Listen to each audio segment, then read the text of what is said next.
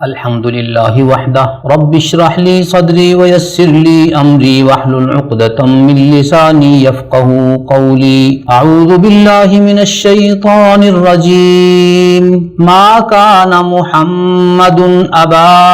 احد من رجالکم ولکن رسول اللہ وخاتم النبیین۔ آج کی اس نشست میں انشاءاللہ تعالی ہم ختم نبوت کے حوالے سے مختصر گزارشات آپ کی خدمت میں پیش کریں گے اور دور حاضر کے ایک میڈیا اسکالر کے حوالے سے پھیلائی جانے والی غلط فہمیوں کو واضح کریں گے۔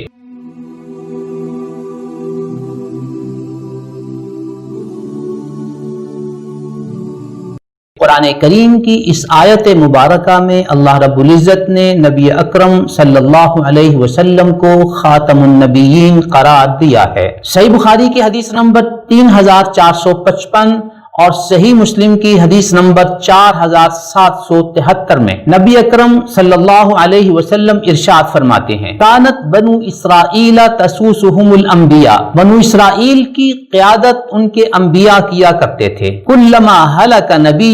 خلفہ نبی، جب ایک نبی فوت ہو جاتے تو ان کے بعد دوسرے نبی ان کے جانشین ہوتے۔ وَإِنَّهُ لَا نَبِيَّ بَعْدِي، بے شک میرے بعد اب کوئی نبی نہیں ہے۔ حضرات بنو اسرائیل میں ایک نبی کے فوت ہو جانے کے بعد دوسرا نبی ان کا جانشین ہوتا تھا، لیکن میری حیثیت کیا ہے؟ نبی اکرم صلی اللہ علیہ وسلم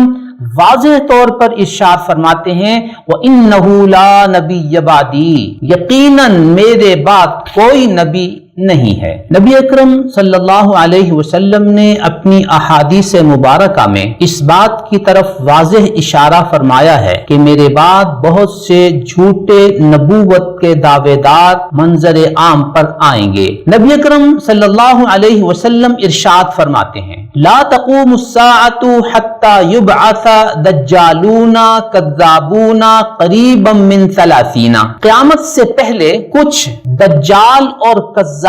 ظاہر ہوں گے جن کی تعداد 30 کے قریب ہوگی۔ کلہم یزعم انہ رسول اللہ، وہ سب اس بات کے دعوے دار ہوں گے کہ وہ اللہ کے رسول ہیں۔ ملاحظہ ہو صحیح بخاری حدیث نمبر 3609 اور حدیث نمبر 7121، صحیح مسلم حدیث نمبر 7342۔ اس حدیث میں نبی اکرم صلی اللہ علیہ وسلم نے واضح طور پر بتا دیا کہ قرب قیامت سے پہلے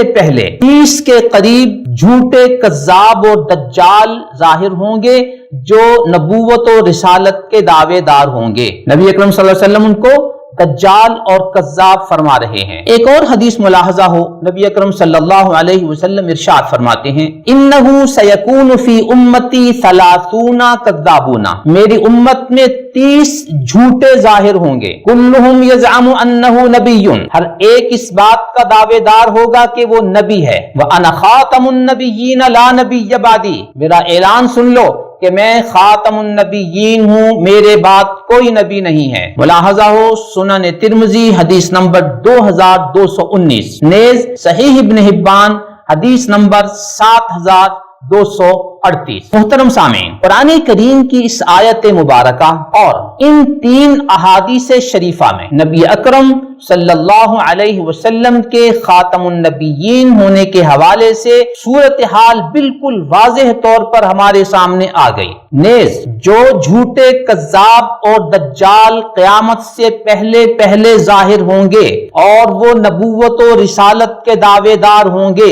نبی اکرم صلی اللہ علیہ وسلم نے ان کی حقیقت بھی واضح فرما دی اور انہیں کذاب و دجال فرمایا۔ نبی اکرم صلی اللہ علیہ وسلم کی ختم نبوت کا عقیدہ قرآن کریم، احادیث شریفہ اور اجماع امت کے حوالے سے ایک طے شدہ عقیدہ ہے۔ گزشتہ دنوں میں ہمارے ایک میڈیا اسکالر نے ختم نبوت کے اس عقیدے کے حوالے سے مشہور صوفی جناب ابن عربی کی ایک عبارت کی روشنی میں لوگوں کے سامنے کنفیوژن پھیلانے کی کوشش کی۔ ہم آپ کے سامنے جناب ابن عربی کی وہ مکمل عبارت پیش کریں گے، اس کا ترجمہ آپ کی خدمت میں پیش کریں گے اور اس عبارت کا پس منظر اور پیش منظر عرض کریں گے تاکہ آپ کے سامنے صحیح صورتحال واضح ہو جائے، نیز آپ کے سامنے یہ حقیقت روز روشن کی طرح آ جائے کہ اس میڈیا اسکالر نے آپ کے سامنے ابن عربی کی اس عبارت کو پیش کرنے میں تلبیس سے کام لیا ہے، علمی خیانت سے کام لیا ہے اور ابن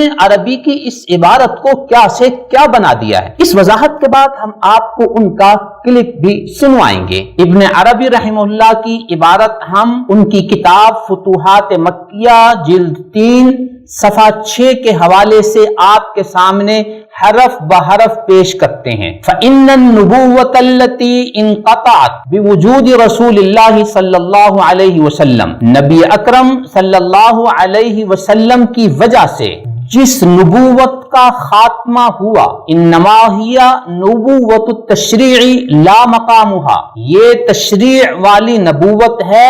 مقام نبوت نہیں۔ فلا شرع یکون ناسخا لشرعہ، کوئی شریعت نبی اکرم صلی اللہ علیہ وسلم کی شریعت کے لیے ناسخ نہیں ہو سکتی، یعنی اس کو ختم نہیں کر سکتی، اس شریعت کو منسوخ نہیں کر سکتی۔ ولا یزید فی حکمہ شرعا آخر، اور اس حکم میں، اس قانون میں کسی اور حکم اور قانون کا اضافہ بھی نہیں کر سکتی۔ وَهَذَا مَعْنَى قَوْلِهِ صلی اللہ علیہ وسلم، اور یہ ہے نبی اکرم صلی اللہ علیہ وسلم کے اس قول کا معنی، ان الرسالۃ والنبوۃ قد انقطعت، کہ رسالت اور نبوت ختم ہو چکی ہیں۔ فلا رسول بعدی ولا نبی، میرے بعد کوئی رسول نہیں، میرے بعد کوئی نبی نہیں۔ آگے وہ یہ کہتے ہیں اے لا نبی بعدی یکون علی شرع یخالف شرعی، کہ میرے بعد کوئی ایسا نبی نہیں ہوگا جو ایسی شریعت پر ہو جس کی شریعت میری شریعت کے مخالف ہو سکتی ہے۔ بل اذا کان یکون تحت حکم شریعتی، اگر وہ ہوگا تو میری ہی شریعت کے تابع ہوگا۔ ولا رسول، اے لا رسول بعدی الی احد من خلق اللہ بشرع یدعوہم الیہ، کوئی ایسا رسول نہیں ہوگا اللہ کی مخلوق میں سے جو ایسی شریعت لے کر آئے جس کی طرف وہ لوگوں کو بلاتا ہو۔ فہذا الذی انقطع، یہ وہ چیز ہے جو ختم ہو گئی، وسد بابہ، اور اس کا دروازہ ختم کر دیا گیا، یعنی نئی شریعت اور نئے نبوت کے نظام کا خاتمہ کر دیا گیا۔ لا مقام النبوہ، نبوت کے مقام کا خاتمہ نہیں ہوا۔ اگلی بات غور فرمائیے، آگے وہ کہتے ہیں کہ یہ جو میں نے کہا ہے کہ مقام نبوت باقی ہے، یہ اس لیے فإنہ لا خلاف، اس میں کوئی اختلاف نہیں ہے، ان عیسیٰ نبی، کہ عیسیٰ نبی ہیں، ورسول، اور اللہ کے رسول ہیں، وانہ لا خلاف انہ ينزل فی آخر الزمان حکما، اور اس میں کوئی اختلاف نہیں ہے کہ حضرت عیسیٰ علیہ السلام آخری زمانے میں حاکم کی حیثیت سے نازل ہوں گے، مقسطا عدلا، عدل کے ساتھ فیصلہ کرنے والے ہوں گے، بشرعنا، ہماری ہی شریعت کے مطابق فیصلہ کریں گے، لا بشرع آخر، کسی اور شریعت کے مطابق فیصلہ نہیں کریں گے، ولا بشرعہ الذی تعبد اللہ بہ بنی اسرائیل، اور نہ ہی اس شریعت کے مطابق فیصلہ کریں گے جس شریعت کے مطابق وہ بنو اسرائیل میں عبادت کیا کرتے تھے۔ یوں محترم سامعین، فتوحات مکیہ کی جو عبارت ہمارے اس میڈیا اسکالر نے آپ کے سامنے پیش کی وہ عادی عبارت تھی، اور اسی عبارت کے بعد متصل جو بات ہے وہ آپ کے سامنے تسلسل کے ساتھ واضح ہو گئی، جسے آپ بڑی وضاحت کے ساتھ سکرین پر بھی دیکھ رہے ہیں کہ حضرت ابن عربی نے یہ جتنی بات کی ہے یہ ساری کی ساری اس بات کی تمہید تھی کہ حضرت عیسیٰ علیہ السلام کا قرب قیامت میں آنا یہ ختم نبوت کے منافی نہیں ہے، اس لیے کہ حضرت عیسیٰ علیہ السلام حضرت محمد الرسول اللہ صلی اللہ علیہ وسلم کے پیرو بن کر آئیں گے، ان کے تابع بن کر آئیں گے، آپ ہی کی شریعت کے مطابق فیصلہ کرنے والے بن کر آئیں گے، حتیٰ کہ جو ان کی اپنی شریعت تھی، جو بنو اسرائیل میں رائج تھی، جو انجیل میں موجود تھی وہ بھی اس امت میں نافذ نہیں کریں گے، بلکہ نبی اکرم صلی اللہ علیہ وسلم کی مکمل شریعت کے تابع ہو کر آئیں گے اور آپ کی مکمل شریعت کے مطابق فیصلہ فرمائیں گے۔ تو یہ ساری کی ساری بات جو ابن عربی نے کی، یہ تمہید تھی حضرت عیسیٰ علیہ السلام کے نزول کے لیے اور اس غلط فہمی کے ازالے کے لیے کہ حضرت عیسیٰ علیہ السلام کا نزول وہ ختم نبوت کے منافی نہیں ہے، اس لیے کہ وہ نبی اور رسول کی حیثیت سے تشریف نہیں لائیں گے، کوئی شریعت لے کر نہیں آئیں گے، بلکہ آپ ہی کی شریعت کے پیرو بن کر آئیں گے۔ اس واضح حقیقت کے بعد اب ہم آپ کو دور حاضر کے ایک میڈیا سکولر کا ایک کلپ سنواتے ہیں، جس میں انہوں نے ختم نبوت کے اس واضح، حتمی اور اجماعی عقیدے کو مشکوک بنانے کی بھرپور اور سر توڑ کوشش کی ہے۔ ہمارے اس میڈیا سکولر نے ابن عربی کی اس عبارت کو پیش کرتے ہوئے غلام قادیانی کا مکمل دفاع کرنے کی بھرپور کوشش کی۔ ملاحظہ فرمائیے۔ انہی میں پھر ایک بہت جلیل القدر ہستی شیخ اکبر ان کو کہتے ہیں، یہ حضرات ابن عربی کی ہے، ان کو سب سے بڑا عالم، سب سے بڑا صوفی سمجھا جاتا ہے اور سب کے سر ان کے سامنے جھکتے ہیں۔ فرماتے ہیں، اور یہ ان کی کتاب ہے فتوحات، بڑی کتابوں میں سے فتوحات مکیہ، اور اس میں انہوں نے بیان کیا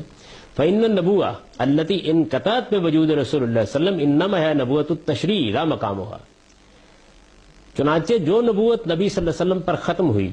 جو نبوت نبی صلی اللہ علیہ وسلم پر ختم ہوئی وہ محض تشریعی نبوت ہے، یعنی شریعت لانے والے نبی کی نبوت ہے۔ مرزا صاحب اس سے مختلف کیا کہتے ہیں؟ یہی تو کہتے ہیں۔ چنانچہ جو نبوت نبی صلی اللہ علیہ وسلم پر ختم ہوئی وہ محض تشریعی نبوت ہے، نبوت کا مقام ابھی باقی ہے، نبوت کا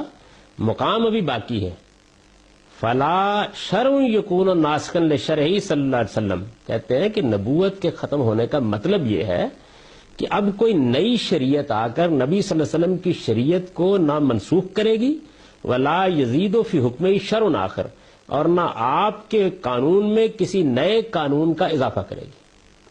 یعنی نبوت کے ختم ہونے والی جو آیت ہے قرآن کی، وہ کہتے ہیں یا حدیث میں جو یہ ذکر آیا ہے، تو اس کا مطلب صرف اتنا ہے کہ اب نئی شریعت نہیں آئے گی، مقام نبوت باقی ہے۔ وَهَذَا مَعْنَى قَوْلِهِ صلی اللہ علیہ وسلم ان الرسالۃ والنبوۃ انقطعت فلا رسول بعدی ولا نبی۔ ایک حدیث کو پھر انہوں نے بتایا، کہتے ہیں یہ مطلب ہے اس حدیث کا جس میں حضور نے یہ کہا ہے کہ نبوت اور رسالت دونوں ختم ہو گئی ہیں، میرے بعد اب نہ کوئی رسول آئے گا اور نہ کوئی نبی آئے گا۔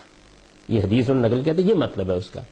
مزید اس کو واضح کرتے اے لا نبی بعدی یکون علی شرع مخالفا لشریع بل اذا کان یکون تحت حکم شریعتی۔ یعنی حضور کی اس بات کا مطلب یہ تھا کہ میرے بعد کوئی ایسا نبی نہیں ہوگا جس کی شریعت میری شریعت کے خلاف ہو، بلکہ وہ جب ہوگا تو میری ہی شریعت کا پیرو ہوگا۔ بین ہی یہی بات کہتے ہیں مرزا غلام صاحب کا، کوئی یعنی اس معاملے میں ادنا درجے کا بھی اگلا قدم نہیں رکھا انہوں نے، یہی بات کہتے ہیں۔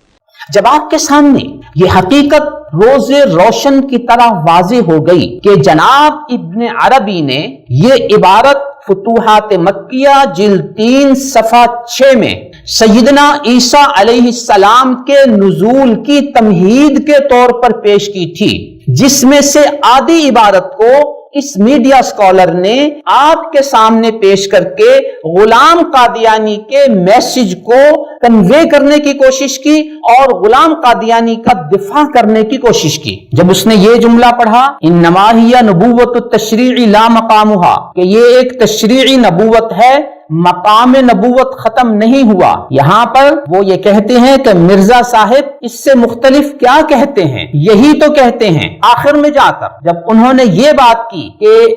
میری شریعت کے خلاف کوئی اور قانون نہیں آئے گا تو وہاں پر غلام قادیانی کا دفاع کرتے ہوئے وہ کیا کہتے ہیں؟ وہ یہ جملہ کہتے ہیں، بعینہ یہی بات کہتے ہیں مرزا غلام احمد صاحب، اس سلسلے میں ادنا درجے کا بھی اگلا قدم نہیں رکھا۔ ہمارے میڈیا اسکالر غلام قادیانی کے بارے میں کہتے ہیں کہ اس سلسلے میں ادنا درجے کا بھی اگلا قدم نہیں رکھا، شریعت میں وہی لے کر آیا ہوں۔ یہ غلام قادیانی کا دفاع ہو رہا ہے کہ شریعت میں وہی لے کے آیا ہوں، وہی شریعت ہے جس کی پیروی کا مجھے حکم دیا گیا ہے۔ یوں محترم سامعین، یہاں تک کی عبارت پیش کرنے کے بعد اس میڈیا اسکالر نے قدم قدم پر ابن عربی کے ان الفاظ سے غلام قادیانی کے لیے دفاع کی اور گنجائش نکالنے کی بھرپور کوشش کی۔ یہاں ایک بڑا سادہ سا سوال ہے کہ یہ میڈیا اسکالر غلام قادیانی کا دفاع کر کے معاشرے سے کیا چاہتے ہیں؟ کیا یہ ان کو صحیح ثابت کر کے معاشرے کو یہ میسج دینا چاہتے ہیں کہ لوگ غلام قادیانی کو ابن عربی کی طرح سمجھ کر اس کے معتقد ہو جائیں؟ یوں کیا آپ قادیانیت کا فروغ چاہتے ہیں؟ یہ وہ سوال ہے کہ جو اس میڈیا اسکالر سے مجھے اور آپ سب کو پوچھنے کا حق ہے کہ اس کلپ اور اس میسج سے وہ قوم کو کیا کہنا چاہتے ہیں۔ یوں اس میڈیا اسکالر پر ایک بہت بڑا طبقہ جو اعتماد کرتا ہے، جو ان کی کتابیں پڑھتا ہے، جو ان کو مختلف چینلز پر سنتا ہے، جو لوگ ان کے فالوورز ہیں، ان کے سامنے ایک واضح میسج چلا گیا کہ موصوف میڈیا اسکالر کی تحقیقات میں کتنا علمی وزن ہوتا ہے، کتنی تلبیس ہوتی ہے، کتنی علمی خیانت ہوتی ہے۔ یہ بات واضح ہو کر میرے اور آپ کے سامنے آ گئی۔ اس صورتحال نے موصوف میڈیا اسکالر کی تمام تحقیقات کو مشکوک اور ناقابل اعتماد بنا دیا ہے۔ محترم سامعین، ہمارے اس میڈیا اسکالر کی اس چند منٹ کی گفتگو کے حوالے سے میں 6 اہم باتیں آپ کے سامنے رکھنا چاہوں گا۔ نمبر 1، محترم سامعین، یہ صورتحال کس حقیقت کی نشاندہی کر رہی ہے کہ ہمارے اس میڈیا اسکالر نے آدھی بات آپ کے سامنے پیش کی اور اس آدھی بات سے غلام قادیانی کے لیے بھرپور گنجائش نکالنے کی ناکام کوشش کی، لیکن جب آپ نے فتوحات مکیہ جلد 3 صفحہ 6 کی مکمل عبارت ملاحظہ فرمائی تو آپ نے واضح طور پر دیکھ لیا کہ اس کا تعلق نبی اکرم صلی اللہ علیہ وسلم کے بعد کسی اور شخصیت کے لیے اجراء نبوت کے حوالے سے ابن عربی نے نہیں کہا، بلکہ حضرت عیسیٰ علیہ السلام کے نزول کی تمہید کے لیے پیش کیا، اور اس غلط فہمی کے ازالے کے لیے یہ ساری عبارت پیش کی کہ مقام نبوت باقی ہے، اور وہ مقام نبوت سے مراد حضرت عیسیٰ علیہ السلام کا قیامت سے پہلے نزول ہے۔ یوں محترم سامعین، آپ کے سامنے اس میڈیا اسکالر کی اس عبارت سے جو خیانت کا پہلو ہے وہ کھل کر اور واضح ہو کر سامنے آ گیا۔ یہاں میں صحیح بخاری کی حدیث نمبر 6841، حدیث نمبر 3635 اور صحیح مسلم کی حدیث نمبر 4437 میں جو واقعہ بیان کیا گیا ہے وہ آپ کی خدمت میں عرض کرتا ہوں کہ نبی اکرم صلی اللہ علیہ وسلم کے مبارک دور میں یہودیوں کا ایک مقدمہ نبی اکرم صلی اللہ علیہ وسلم کی خدمت میں پیش ہوا۔ ان روایات کا خلاصہ یہ ہے کہ یہودیوں نے اپنے فیصلے سے لوگوں کو بچانے کے لیے تورات کا کچھ فیصلہ بیان کیا، اور جو حقیقی فیصلہ تھا اس پر ہاتھ رکھ لیا، اس کو چھپا لیا تاکہ اصل حقیقت واضح نہ ہو سکے۔ بڑے افسوس کے ساتھ میں اس واقعے کو ذکر کرنے کے بعد یہ گزارش کرنے لگا ہوں کہ کیا ہمارے اس میڈیا اسکالر کی یہ تلبیس، کیا ہمارے اس میڈیا اسکالر کا یہ طرز عمل کہ ابن عربی کی آدھی عبارت کو نقل کرنا اور اس آدھی عبارت کے ایک ایک لفظ کو غلام قادیانی پر منطبق کرنے کی کوشش کرنا اور ابن عربی کا اس عبارت سے جو اصل مقصد ہے، جو بعد کی سطروں میں لکھا ہوا ہے، اس کو چھپا لینا، کیا اس طرز عمل کے ساتھ مکمل مشابہت نہیں رکھتا؟ اس بات کا فیصلہ آپ نے کرنا ہے۔ میں نے گزارش کی کہ میں نے اس حوالے سے 6 باتیں آپ سے عرض کرنی ہیں۔ تیسری بات میں قرآن کریم کے حوالے سے عرض کرتا ہوں۔ سورہ بقرہ میں یہودیوں کے طرز عمل کے حوالے سے یہ بات ارشاد فرمائی گئی، افتؤمنون ببعض الکتاب وتکفرون ببعض، کہ تم اس کتاب کی بعض آیتوں پر ایمان لاتے ہو اور بعض آیتوں کا انکار کرتے ہو۔ یوں ہمارے اس میڈیا اسکالر نے اگر ابن عربی کو بطور حجت اور بطور دلیل پیش کرنا تھا تو پھر پوری عبارت پیش کر کے بتا دیتے کہ ابن عربی نے یہ سب کچھ اس لیے لکھا ہے کہ وہ بعد میں یہ بتانا چاہتے ہیں کہ قرب قیامت میں حضرت عیسیٰ علیہ السلام تشریف لائیں گے، اور حضرت عیسیٰ علیہ السلام کی تشریف آوری وہ ختم نبوت کے مقام کے منافی نہیں ہے۔ ان کا مقصد یہ تھا، لیکن ہمارے اس میڈیا اسکالر نے صرف آدھی عبارت پیش کر دی اور اس کی روشنی میں غلام قادیانی کی تائید کر دی، لیکن بعد والی عبارت کا انکار کر دیا، اس کو چھپا لیا اور اسے آپ کے سامنے ظاہر نہیں کیا۔ تو کیا ان کی یہ حرکت سورہ بقرہ کی اس آیت کے مطابق کن لوگوں کے ساتھ مشابہت رکھتی ہے جن کے بارے میں قرآن یہ کہتا ہے افتؤمنون ببعض الکتاب وتکفرون ببعض، کہ تم کتاب کے بعض حصے پر ایمان لاتے ہو اور بعض حصوں کا انکار کرتے ہو؟ چوتھے نمبر پر ہمارے اس میڈیا اسکالر نے جب ابن عربی کی اس آدھی عبارت سے غلام قادیانی کے لیے ناجائز گنجائش نکالنے کی کوشش کی تو شروع میں ابن عربی کے جو اوصاف بیان کیے جس سے وہ اس عبارت کی اہمیت بڑھانا چاہتے تھے، اس میں انہوں نے کیا ارشاد فرمایا ابن عربی کے بارے میں؟ نمبر 1 جلیل القدر ہستی، نمبر 2 شیخ اکبر ان کو کہتے ہیں، نمبر 3 ابن عربی سب سے بڑا عالم، نمبر 4 سب سے بڑا صوفی، نمبر 5 سب کے سر ان کے سامنے جھکتے ہیں۔ یہ 5 صفتیں بیان کی انہوں نے ابن عربی کی تاکہ بعد میں پیش کی جانے والی عبارت کو اہمیت کے ساتھ پیش کیا جا سکے کہ اتنے بڑے عالم کی یہ عبارت غلام قادیانی کی تائید میں جا رہی ہے۔ اب اس صورتحال کے واضح ہو جانے کے بعد کہ ابن عربی کی یہ ساری کی ساری عبارت حضرت عیسیٰ علیہ السلام کے نزول کی تمہید کے طور پر پیش کی گئی ہے، تو اب ہم اس میڈیا اسکالر سے یہ بات پوچھنے میں حق بجانب ہیں کہ جناب وہ ابن عربی جو بڑی جلیل القدر ہستی ہیں، وہ ابن عربی جنہیں شیخ اکبر کہتے ہیں، وہ ابن عربی جو آپ کے بقول سب سے بڑا عالم ہے، وہ ابن عربی جو آپ کے بقول سب سے بڑا صوفی ہے، وہ ابن عربی جس کے سامنے سب کے سر جھکتے ہیں، وہی ابن عربی جس کی آپ نے اتنی تعریفیں کی تھیں، وہ ابن عربی تو قیامت سے پہلے حضرت عیسیٰ علیہ السلام کے نزول کے قائل ہیں۔ جبکہ آپ کو تعجب ہوگا کہ موصوف میڈیا اسکالر اپنی کتاب میزان صفحہ 178 پر اس بات کا اظہار کرتے ہیں کہ حضرت عیسیٰ علیہ السلام کی نزول کے حوالے سے جو روایات ہیں وہ محل نظر ہیں، نیز وہ اپنی دیگر چینلز کی گفتگو میں اس بات کا واضح اعلان کرتے ہیں کہ وہ حضرت عیسیٰ علیہ السلام کے نزول کے قائل نہیں ہیں۔ حدیث کی کتابوں میں البتہ سیدنا مسیح علیہ السلام کے نزول کا ذکر آنا شروع ہوا ہے۔ اس کے بعد اگر آپ سمجھتے ہیں کہ عام نقطہ نظر زیادہ قوی ہے، بسم اللہ،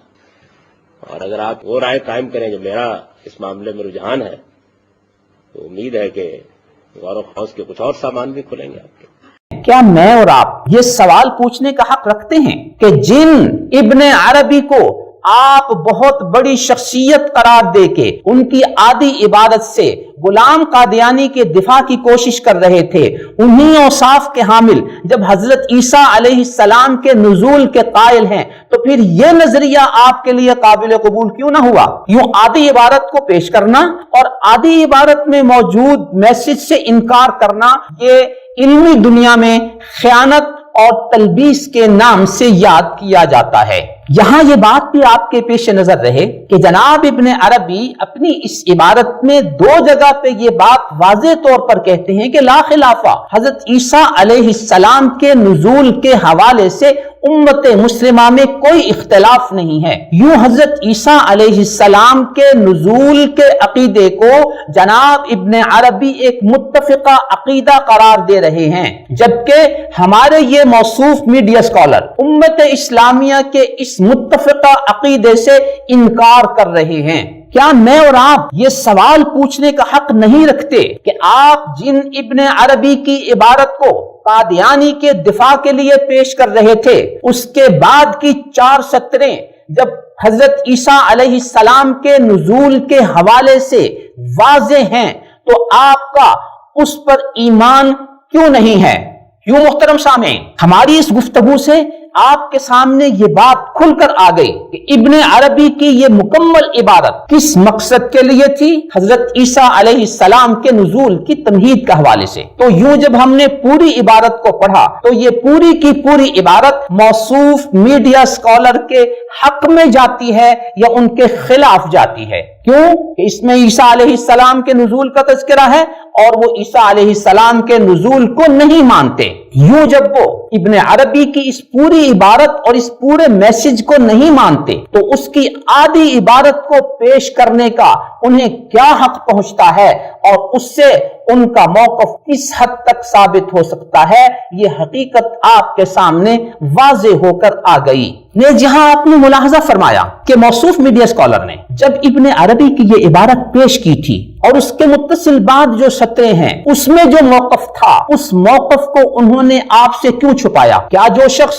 فتوحات مکیہ جلد 3 صفحہ 6 کی یہ عبارت پیش کر رہا ہے، کیا اس کے متصل بعد آنے والی عبارت ان سے مخفی رہی، ان کے علم میں نہیں تھی؟ یقیناً ان کے علم میں تھی، یقیناً ان کے سامنے تھی، لیکن وہ آدھی عبارت پیش کر کے آدھی عبارت کو چھپا کر آپ حضرات کے سامنے اپنی علمی تحقیق کا جو معیار پیش کرنا چاہتے تھے وہ آپ کے سامنے کھل کر آ گیا۔ اللہ تعالیٰ مجھے اور آپ کو ایسی تحقیقات سے محفوظ رکھے جن سے ہمارا ایمان سلب ہو جائے گا، جن سے ہمارا ایمان خطرے میں پڑ جائے گا، جن سے ہمارا ایمان زائل ہو جائے گا۔ آمین۔ محترم سامعین، اسی بات کو ہم ایک اور زاویے سے دیکھتے ہیں۔ جس غلام قادیانی کا یہ موصوف میڈیا اسکالر دفاع کر رہے ہیں، وہ قادیانی یہ کہتا ہے کہ مسیح موعود نہ ماننا کفر ہے۔ ملاحظہ ہو روحانی خزائن جلد 22 صفحہ 185، یوں اس نے واضح طور پر کہا کہ مسیح موعود نہ ماننا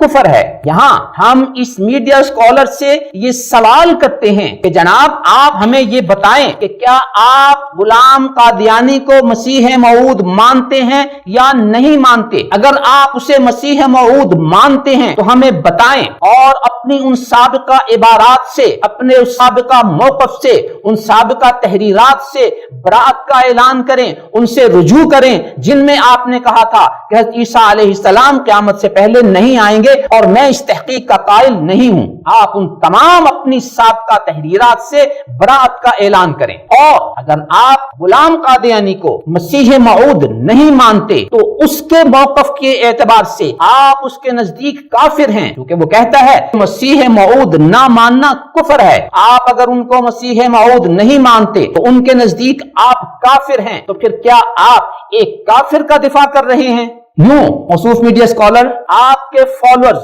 آپ کے سامعین، آپ کے قارئین، آپ کے چاہنے والے آج آپ کے اس کلپ کی وجہ سے دو راہے پر کھڑے ہیں کہ آپ کی کس تحریر کو مانیں، کس تحریر کا انکار کریں، کس تحریر کو آپ کا موقف سمجھیں اور کس آپ کی گفتگو کو آپ کا صحیح موقف سمجھیں۔ آپ کو یہ چاہیے کہ آپ آئیں اور آ کر اپنے صحیح موقف سے اپنے سامعین کو آگاہ کریں تاکہ آپ کے اس اس کلپ کی وجہ سے جو کنفیوژن پھیلی ہے آپ اس کا ازالہ کریں، یہ آپ کی ذمہ داری ہے۔ پانچویں بات، اس میڈیا اسکالر نے اس ابن عربی کی عبارت سے غلام قادیانی کا دفاع کرنے اور اس کے لیے گنجائش پیدا کرنے کی بھرپور کوشش کی ہے۔ نبی اکرم صلی اللہ علیہ وسلم کی احادیث شریفہ کی روشنی میں جو اس گفتگو کے آغاز میں ہم نے آپ کی خدمت میں پیش کی، کیا یہ بات کھل کر سامنے نہیں آ جاتی کہ یہ میڈیا اسکالر قیامت سے پہلے آنے والے 29 میں سے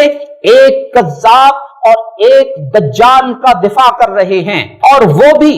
خیانت کی بنیاد پہ، تلبیس کی بنیاد پہ اور غلط بیانی کی بنیاد پہ اور عبارت کو چھپانے کی بنیاد پہ۔ محترم سامعین، اب صورتحال آپ کے سامنے ہے۔ اس میڈیا اسکالر کے بارے میں میری، آپ کی اور سب کی کیا رائے ہونی چاہیے، اس کا فیصلہ ہمیں اور آپ سب کو کرنے کا بجا طور پر حق ہے۔ چھٹی بات، اس میڈیا اسکالر پر ایک بہت بڑا طبقہ جو اعتماد کرتا ہے، جو ان کی کتابیں پڑھتا ہے، جو ان کو مختلف چینلز پر سنتا ہے، جو لوگ ان کے فالوورز ہیں، ان کے سامنے ایک واضح میسج چلا گیا کہ موصوف میڈیا اسکالر کی تحقیقات میں کتنا علمی وزن ہوتا ہے، کتنی تلبیس ہوتی ہے، کتنی علمی خیانت ہوتی ہے۔ یہ بات واضح ہو کر میرے اور آپ کے سامنے آ گئی۔ اس صورتحال نے موصوف میڈیا اسکالر کی تمام تحقیقات کو مشکوک اور ناقابل اعتماد بنا دیا ہے۔ یوں آپ کے سامنے یہ حقیقت روز روشن کی طرح واضح ہو گئی کہ ختم نبوت کا عقیدہ قرآن کریم کے نقطہ نظر سے ایک طے شدہ عقیدہ ہے۔ نبی اکرم صلی اللہ علیہ وسلم کے فرمودات کے اعتبار سے ایک طے شدہ عقیدہ ہے، اور آپ نے یہ بھی اعلان فرما دیا تھا کہ قیامت سے پہلے 30 کذاب اور دجال نبوت کا دعویٰ کریں گے۔ نیز